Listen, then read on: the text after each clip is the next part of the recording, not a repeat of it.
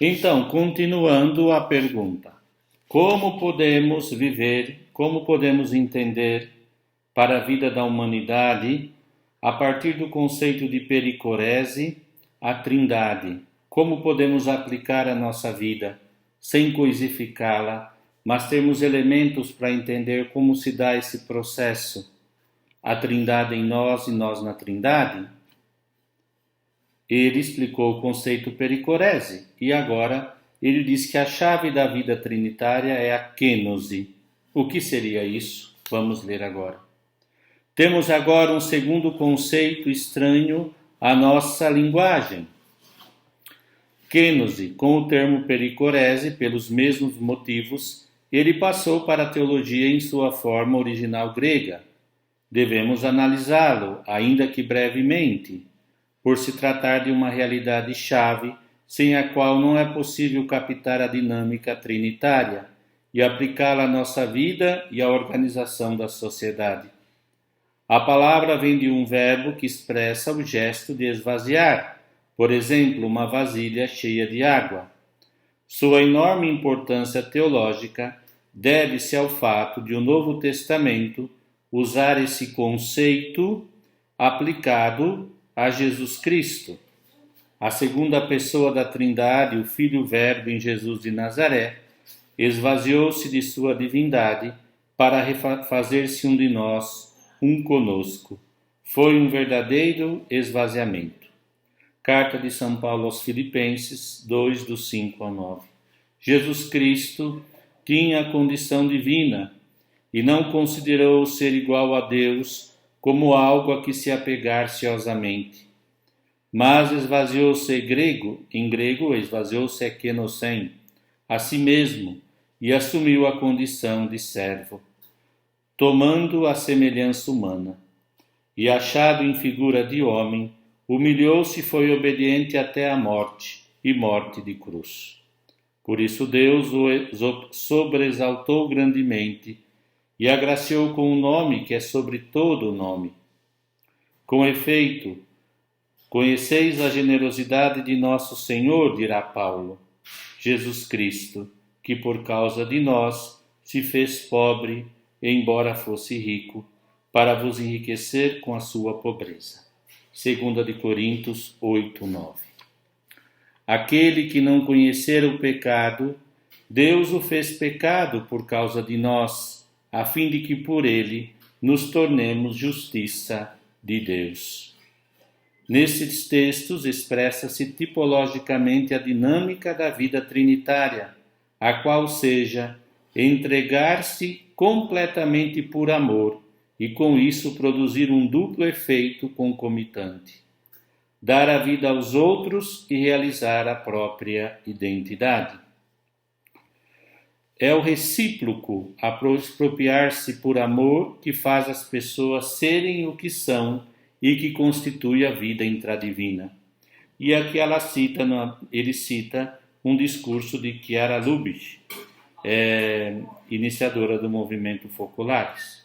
E assim ela fala: o pai gera por amor o filho, perde-se nele, vive nele, faz-se de certo modo não ser por amor e exatamente por isso é pai. O filho, como eco do pai, volta por amor ao pai, perde-se nele e vive nele, faz-se de certo modo não ser por amor e exatamente por isso é filho. O Espírito Santo, que é o recíproco amor entre o pai e o filho, o vínculo da unidade entre eles, faz-se também, ele de certo modo, não ser por amor, exatamente por isso ele é o Espírito Santo. Portanto, kênose significa a pessoa despojar-se por amor do que lhe é próprio, dar-se totalmente para fazer-se um com os outros, para viver o outro, para permitir que o outro se realize desse modo, colocar as condições para ser plenamente ele próprio. Chiara Lubich afirmou repetidamente que para acontecer a verdadeira unidade entre duas pessoas, não basta a mortificação. Isso é muito interessante. É necessário a morte do nosso egoísmo. Somente quando estou vazio, aí está a kenosis de mim mesmo, e que posso acolher plenamente, mais profundamente a realidade. Qual realidade? Pessoal, grupal, cultural, social, que se me apresenta. Quando tal atitude é recíproca entre duas ou mais pessoas ou realidades coletivas, então é possível uma relação pericorética trinitária. E aqui ele fala: grandes cristãos e personalidades religiosas de todos os tempos compreenderam a necessidade de fazer-se de si um nada para poder crescer na união com Deus. Hoje descobrimos com nova profundidade essa mesma dinâmica, agora para encontrar a presença de Deus na sociabilidade humana, tal como acontece para ser-nos possível uma relação profunda com Deus em si mesmo. O mesmo se dá na relação com os outros, com Deus em cada próximo. É necessário estarmos vazios de tudo que provém do nosso egoísmo, a fim de que o Espírito Santo possa agir. Se essa é uma lei da condição humana, o é porque sua raiz se encontra na própria vida de Deus. Digamo-lo com bela e profunda expressão do teólogo ortodoxo russo Ser Bulgakov. A correlação entre as três hipóstases, pessoas divinas, que compõem a plenitude infinita de vida do único sujeito divino, é uma correlação de sacrifício, de kenosis, superada pela perfeita beatitude. O movimento da história em que essa realidade foi vivida plenamente, nós encontramos no abandono do Pai, sentido por Cristo na cruz. Esse grito, Deus meu, por que me abandonaste? Contém não só o segredo da dinâmica de amor, que é a vida de Deus, mas hoje também é vista pela teologia como o mistério da Trindade escancarado na história. Multiman dizia isso. O amor vivido até essa medida é a chave para que as relações humanas possam ser moderadas segundo a dinâmica trinitária.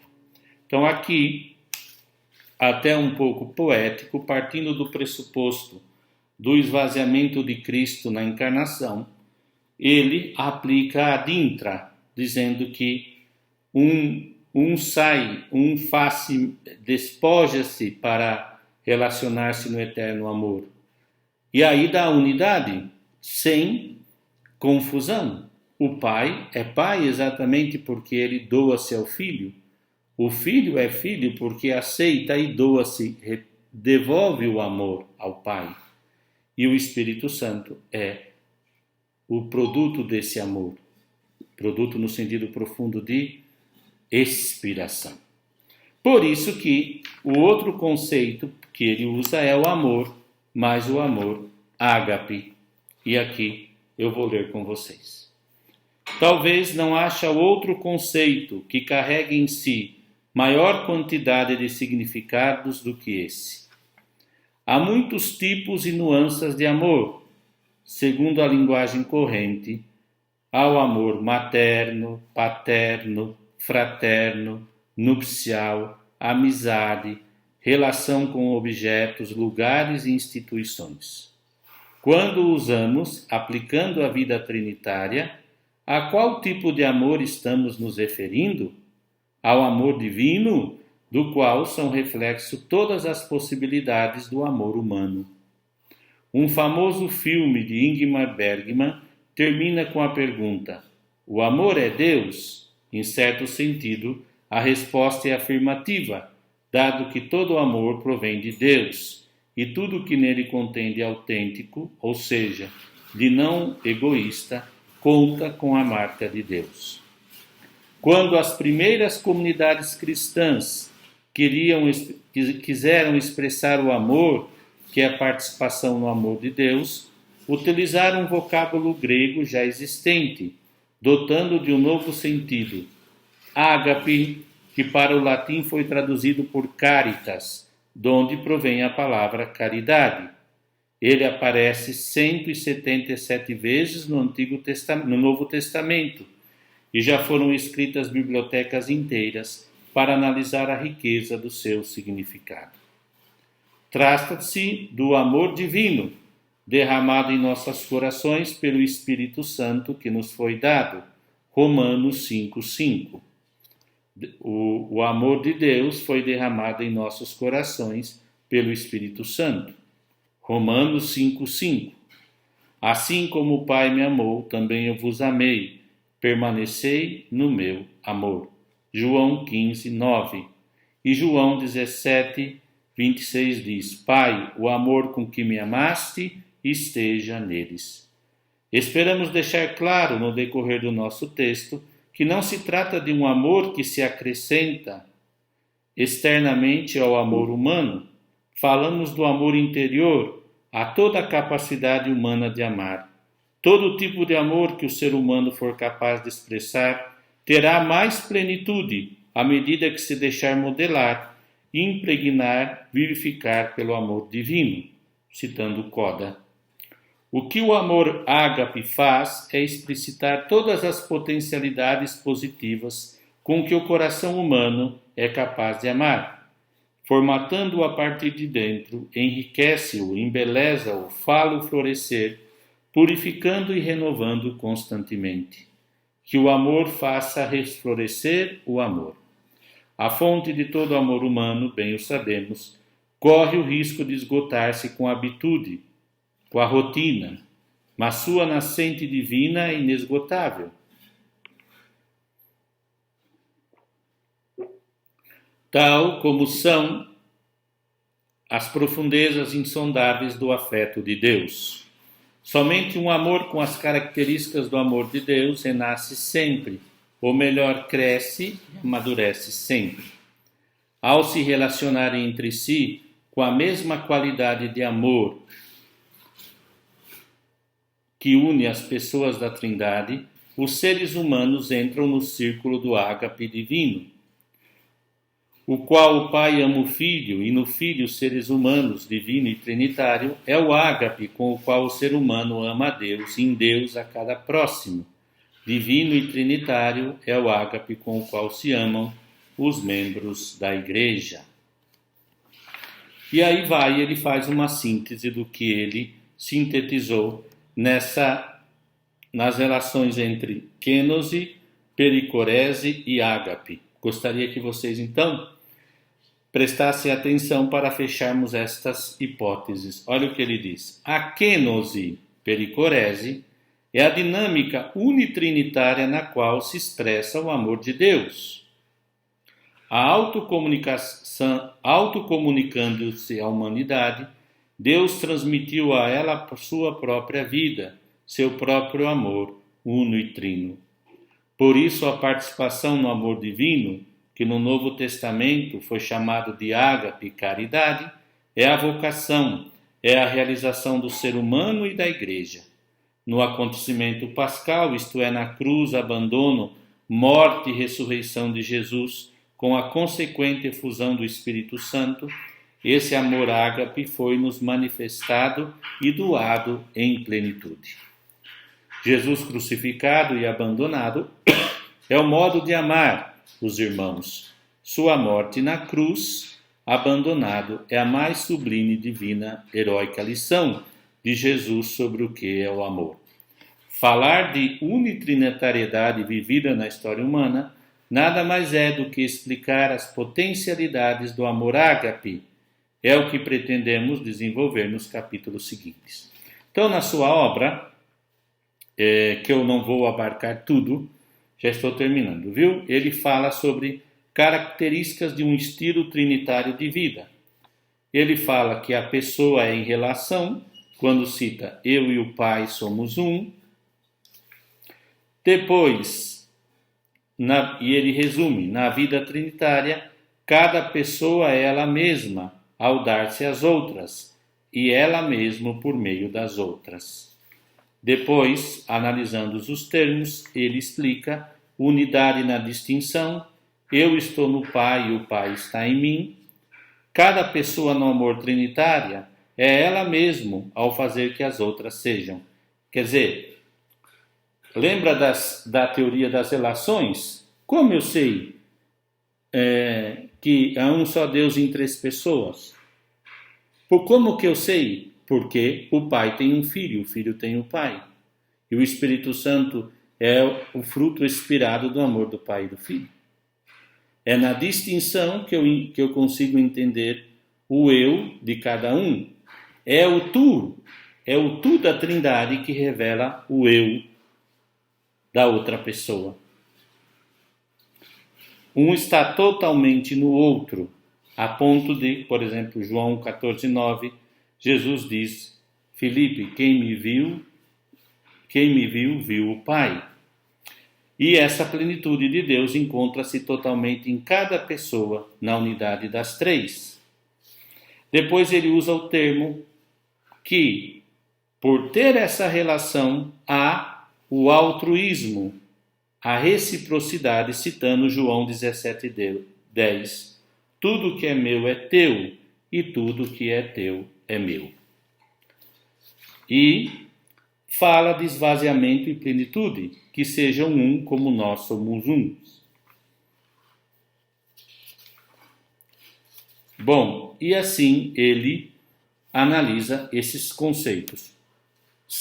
Resumindo, depois, no terceiro capítulo, a terceira parte da sua obra, ele faz trinitariedade de alguns comportamentos sociais. Solidariedade, por exemplo, liberdade, participação, igualdade, identidade de cada um, diálogo, pluralismo, subsidiariedade, abertura ao novo, relação homem-mulher e vida familiar, etc, etc e tal. Depois fala da economia, da educação, termos muito interessantes do trabalho, que eu não posso me alongar aqui. Mas gostaria, que para a gente ir fechando esses temas da Trindade, ver que é uma possibilidade. Ele teoriza, tentando explicar melhor aquilo que se dá na vida daqueles que deixam Deus fecundá-lo, o coração. E é a realidade que nós não conseguimos entender sem a lógica do dom de Deus. Se você for perceber mesmo, nesse momento que nós estamos vivendo na nossa sociedade, a pandemia, vemos poderes que não aceitam a preocupação total com a pandemia, com as pessoas, que temos que pensar como será o depois, a economia, isso não quer. Porque, no fundo, são relações que não há plena doação. E aqui não se cabe de fazer um julgamento político, social, mas se trata exatamente de entrar no mistério de Deus unitrino. Por isso que eu gosto também, faço a minha síntese, eu usei a de Cambon porque me parece que ele traz algo novo, de originalidade, sobre como aplicar a Trindade na vida. Mas eu gostaria de citar aqui a morte de Jesus na cruz,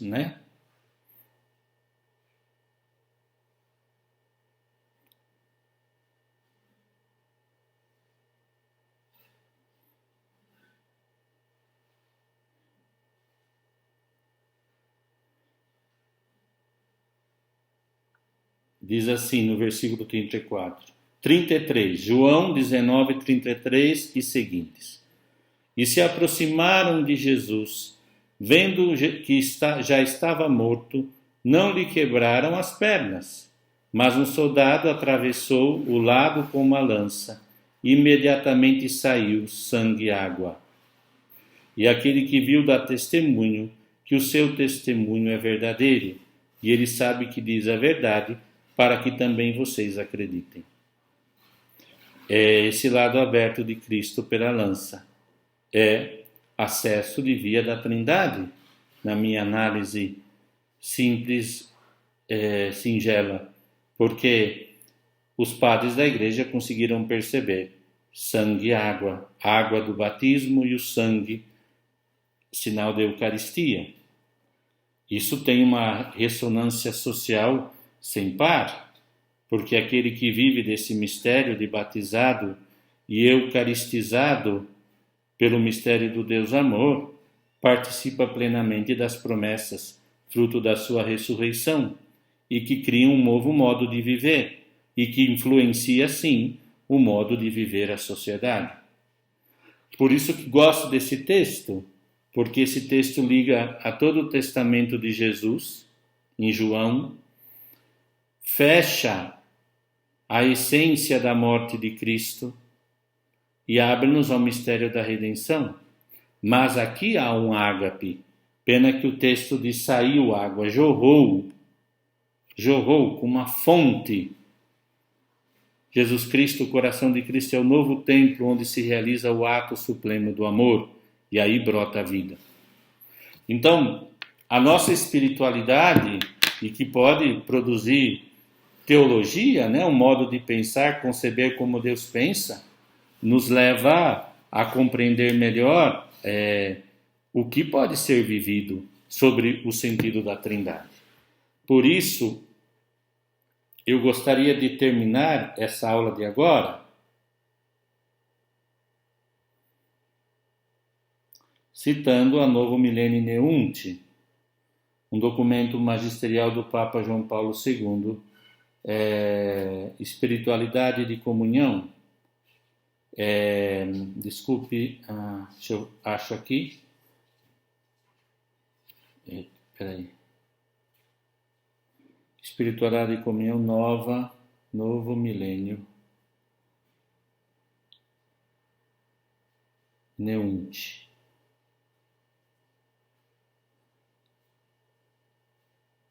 Quando terminou o documento, acho que é o número 45, Novo Milênio Neunt, a exortação do Papa depois da celebração do ano jubilar, e me parece que tem algo muito lindo aqui, que resume um pouquinho do que nós podemos falar. Número 45, exatamente. Número 45, não, número 43. O documento Novo Milênio Neunt, Espiritualidade de Comunhão, número 43. E me parece que tem muito coadunado o sentido profundo aqui da Trindade. Diz João Paulo II: fazer da Igreja a casa e a escola de comunhão, eis o grande desafio que nos espera no milênio que começa, se quisermos ser fiéis ao desígnio de Deus e corresponder às expectativas mais profundas do mundo. O que significa isto em concreto? Casa e escola, gente. Eu interpreto sempre quando leio os textos desse, casa é abrigo, escola onde se aprende. São dois conceitos que se juntam. O que significa isto em concreto? Também aqui o nosso pensamento poderia fixar-se imediatamente na ação, mas seria errado deixar-se levar por tal impulso. Antes de programar iniciativas concretas, é preciso promover uma espiritualidade de comunhão, elevando-a a nível de princípio educativo em todos os lugares onde se plasma o homem e o cristão, onde se educam os ministros do altar, os consagrados, os agentes pastorais, onde se constroem as famílias e as comunidades. Espiritualidade da comunhão significa, em primeiro lugar, ter o olhar do coração voltado para o mistério da Trindade, que habita em nós e cuja luz há de ser percebida também no rosto dos irmãos que estão ao nosso redor. Espiritualidade da comunhão significa ao nosso redor. Espiritualidade da comunhão, significa também a capacidade de sentir o irmão de fé na unidade profunda do corpo místico, isto é, como um que faz parte de mim, para saber partilhar as suas alegrias e os seus sofrimentos, para intuir os seus anseios e dar remédio às suas necessidades, para oferecer-lhe uma verdadeira e profunda amizade. Espiritualidade da comunhão é a capacidade de ver antes de mais nada o que há de positivo no outro. Olha que lindo. Valorizá-lo como um dom de Deus, acolhê-lo. Por fim, a espiritualidade da comunhão é saber criar espaço para o irmão, levando o fardo uns dos outros e rejeitando as tentações egoístas que sempre nos insidiam e geram competição, arrivismo, suspeita, ciúmes. Não haja ilusões. Sem esta caminhada espiritual, de pouco servirão os instrumentos exteriores da comunhão. Revelar-se-ia mais como estrutura sem alma, máscaras de comunhão, do que como vias para sua expressão e crescimento. Penso que aqui, para não se tornar uma máscara, precisa-se voltar a esse tema, que o autor fala de pericorese, de um estar no outro sem deixar de ser ele mesmo, de esvaziamento para amar o outro, dar-se ao outro, com um amor ágape, um amor divino. Então eu acho que este modelo pode nos ajudar muito na vida espiritual e depois até criar um modelo teórico para falarmos da Trindade na nossa vida. Tá bom, gente, foi uma alegria. Vamos descansar agora. Deus os abençoe. Nossa Senhora cuide de cada um de vocês. Obrigado.